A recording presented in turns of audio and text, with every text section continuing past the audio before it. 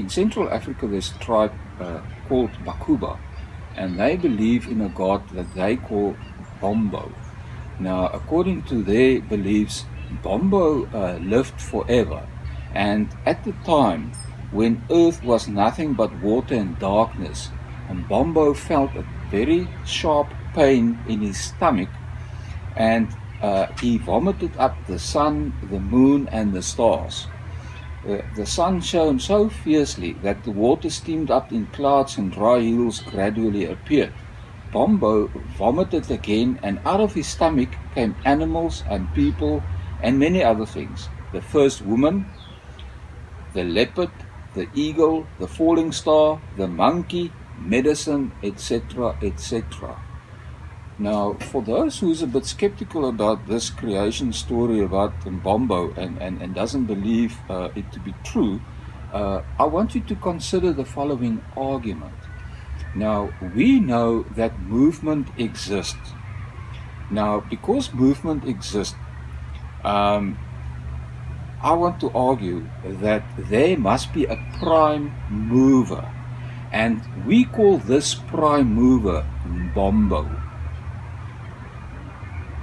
Now, for those who is not so convinced by this particular argument, and especially if you're a believer in God, I want you to be careful, because that argument has been one of the main arguments to prove the existence of God since the 1200s.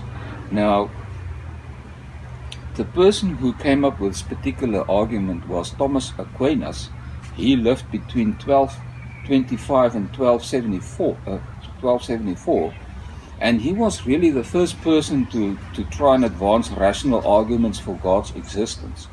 And he argued that since movement exists, there must be a prime mover, the unmoved mover, or God.